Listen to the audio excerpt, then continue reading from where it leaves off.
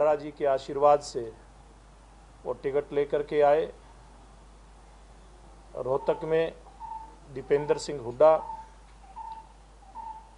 घबराहट के कारण ठीक प्रकार से अपना चुनाव प्रचार अभियान शुरू नहीं कर पा रहे हैं। बाकी जो सीटें अगर हम चर्चा करें, यहाँ की अम्बाड़ा लोकसभा क्षेत्र की इनकी प्रत्याशी कुमारी शैलजा बहुत वरिष्ठ नेता हैं कांग्रेस पार्टी की। उन्होंने सोनिया जी के साथ लंबे समय तक काम किया है। अब जब उनको हार दिखाई देती है तो फिर वो मतदाताओं के बीच में जाकर के एक बात कह रही हैं कि उनका अंतिम चुनाव है। यानी कि अंतिम चुनाव कहने का मतलब कि ये चुनाव भी लड़ने से पहले ही वो पलायन के मूड में हैं। इसी प्रकार से अगर सिरसा लोकसभा क्षेत्र की बात करें, वहाँ जिस प्रकार से इनकी पार्टी में पूरे हरियाणा में विभाजन है, वो भी इस विभाजन का शिकार मुझे होते दिखाई दे रहे हैं। और अगर ठीक कहें तो सिरसा से हैं अशोक तंवर, वहाँ फंसे हैं बीच भंवर। ऐसी स्थिति उनकी वहाँ पर उनकी पार्टी के लोगों ने करके रखी है। अभी बाकी की जो टिकटों की घोषणा है वो कांग्रेस पार्टी कर नहीं पा रही, और कांग्रेस पार्टी के बीच में जिस प्रकार का घमासान जींद के उपचुनाव में देखने को मिला था, जींद के उपचुनाव में हुड्डा साहब और अन्य नेताओं ने अपना एक कांटा निकालने का प्रयास किया था और वो उसमें सफल भी हुए।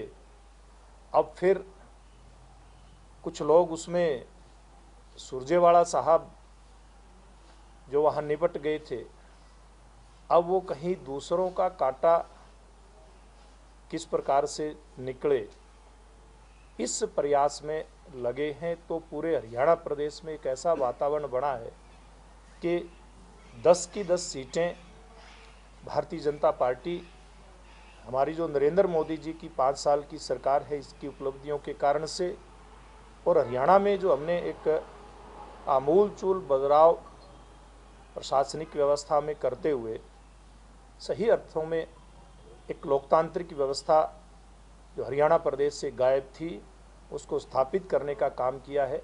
इसके कारण से हम दावा करते हैं कि 10 की 10 लोकसभा सीटें भारतीय जनता पार्टी जीतने वाली है। ये बताएं कि जिस तरह से रोहतक में आप लोगों ने फरवरी 2016 की बात किन्होंने की, ये मुद्दा रहेगा? देखिए, मुद्दे तो हरियाणा प्रदेश में जितने भी मुद्दे हैं सभी मुद्दे रहने वाले हैं।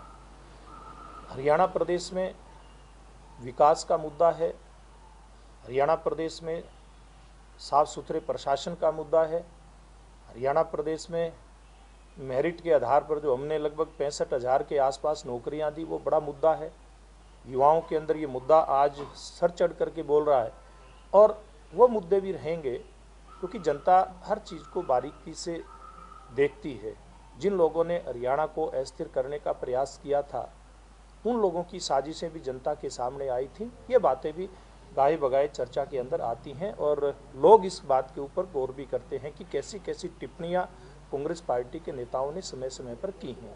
सर, लेकिन इलेक्शन आते ही तमाम मंत्री से लेकर संगठन के जितने भी लोग हैं वो ये कहने लग गए हैं कि रोहतक किन्होंने जलाया, किसने दंगा कराया यहाँ पर, वो चीज़ ध्यान में, तो इलेक्शन आते ही ये मुद्दा फिर से हो गया। तो हरियाणा की जनता के दिलों के अंदर बहुत दिन से ये है, और इसके ऊपर तो हरियाणा क्योंकि भाईचारे का प्रदेश है, हरियाणा में खाप पंचायतें और हरियाणा में सर्वजातीय खाप पंचायतें जो इस प्रकार की व्यवस्थाओं को स्थापित करने में और उनको निभाने में अहम भूमिकाएं हमेशा से निभाती रही हैं।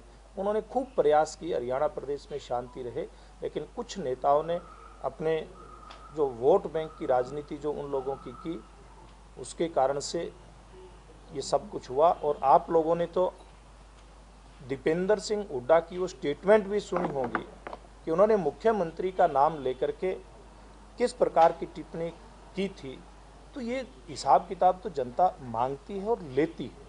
अध्यक्ष जी, आप पूरे हरियाणा में लगभग घूम चुके हैं, एक टाउन मेडिकल कर लिया हुआ आपने जी। और अभी भी चल रहा है। ये जिस तरह से ये आरोप लग रहे हैं कि पोलराइजेशन हो गया जातिगत आधार पे, आपको कोई ऐसा लगा पूरे हरियाणा में घूम के, या पोलराइजेशन हुआ है सच में? नहीं, मैं कहता हूँ पोलराइजेशन हुआ है। पोलराइजेशन हुआ है, भ्रष्टाचारियों के खिलाफ पोलराइजेशन हुआ है, जिन लोगों ने युवाओं की नौकरी छीनी उनके खिलाफ पोलराइजेशन हुआ है, जिन्होंने हरियाणा प्रदेश में भाईचारा खराब करने का एक प्रयास किया वो तो लोगों ने बचा लिया, उनके खिलाफ पोलराइजेशन हुआ है। हरियाणा में जो जातिवाद क्षेत्रवाद की राजनीति करते थे उनके खिलाफ पोलराइजेशन हुआ है, और जो साफ सुथरी स्वच्छ राजनीति इस प्रदेश के अंदर स्थापित करना चाहते हैं उनके पक्ष में पोलराइजेशन हुआ है, इसमें कोई दो राय नहीं है। खबरें आ रही है सर सोनीपत से भूपेंद्र सिंह हुड्डा भी जो है देखिए, स्वागत है। और मैं तो एक बात कह रहा था कि लोग अपने अपने कांटे निकलवाने के लिए और दूसरे का निकालने के लिए कांग्रेस पार्टी में तैयार बैठे हैं। हुड्डा साहब के शुभचिंतक, देखिए जनता तो भारतीय जनता पार्टी को लेकर के आना ही चाहती है, वो भारतीय जनता पार्टी को वोट दे करके दोबारा से मोदी जी को प्रधानमंत्री बनाना ही चाहती है।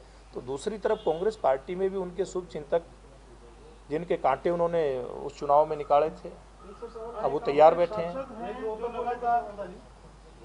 आपके सांसद हैं जो सत्ता के समय भी काफी विरोधी सोच अपनाए रहे सरकार के खिलाफ, अभी हाल ही में उन्होंने फिर रैली में यही कहा कि सांसदों का मान सम्मान नहीं हो रहा और सांसदों की वजह से सरकार बनी। नहीं, ऐसा नहीं है। देखिए, ये कहीं कोई गलत इस प्रकार की बात की व्याख्या करना ठीक नहीं है। भारतीय जनता पार्टी के सब लोग, एक व्यक्ति ने जिसने जाना था वो चला गया, वो भारतीय जनता पार्टी की रीति नीति मर्यादा को समझ नहीं पा रहा था। बाकी सब लोग डट करके, और आज भारतीय जनता पार्टी 10 की 10 सीटें किस प्रकार से जीते, केवल इस प्रयास के अंदर लगे हुए हैं। प्रधान जी, मैं बात कर रहा था राव इंद्रजीत सिंह की, कल ही उनका कोई जनसभा थी या कोई रैली थी? नहीं, उनका कोई उनका बात का कोई नोटिस लिया आप लोगों ने? देखिए, उसका कहीं नोटिस लेने की आवश्यकता नहीं, ऐसी कहीं कोई इस प्रकार की बात नहीं है। उन्होंने सार्वजनिक रूप से मंच से कहा है, ये 2-3 स्टेजेस पे कहा है। नहीं, ऐसा कुछ नहीं है। सब लोग भारतीय जनता पार्टी और मुख्यमंत्री जी के हरियाणा प्रदेश के अंदर साथ खड़े हैं, और मोदी जी को फिर से कैसे प्रधानमंत्री बनाएं इस बात के लिए सब लोग जी जान से जुटे हुए हैं। सर, सवाल ये था कि रोहतक में आपने अरविंद शर्मा जी को टिकट दिया आपकी पार्टी ने, तो क्या वहाँ सभी लोग सहमत हैं या कुछ आपको अनौपचारिक तौर पर कोई विरोध का सामना करना पड़ रहा है? देखिए, कल मैं रोहतक में था, काफ़ी समय लगा करके आया हूँ। सब सीनियर नेताओं से भी मैंने चर्चा की, अरविंद शर्मा से भी व्यक्तिगत चर्चा की, मुलाकात की। बहुत अच्छे तरीके से, जैसे उम्मीदवार बेशक वो भारतीय जनता पार्टी के लिए नए हों, लेकिन कार्यकर्ताओं ने उम्मीदवार घोषित होने के बाद हाथों हाथ लिया है। जगह जगह पर पन्ना प्रमुखों के सम्मेलन, कल ही बादली विधानसभा का जो रोहतक लोकसभा के अंदर पड़ती है उसका सम्मेलन था, और अन्य कार्यक्रम भी वहाँ पर लगे हुए हैं।